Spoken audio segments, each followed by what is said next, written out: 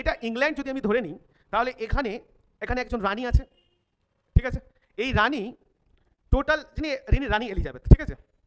এই রানী এলিজাবেথ এর আন্ডারে টোটাল ব্রিটিশ গভর্নমেন্ট চলতো, এবং এখানে বিভিন্ন কোম্পানিও আছে। এই ইংল্যান্ডে প্রচুর কোম্পানি ছিল, সেই কোম্পানির মধ্যে স্যার ইস্ট ইন্ডিয়া কোম্পানি বলে একটা কোম্পানি ছিল।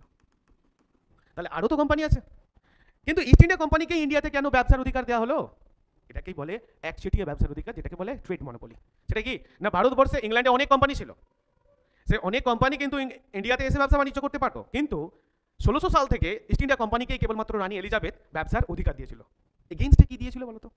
শুধু এই ইস্ট ইন্ডিয়া কোম্পানিকেই বললো যে তোমরা ইন্ডিয়াতে যাও এবং এখানটায় ব্যবসা করতে পারো, আর কোনো কোম্পানি, ইংল্যান্ডের কোনো কোম্পানি ইন্ডিয়াতে যেতে পারবে না।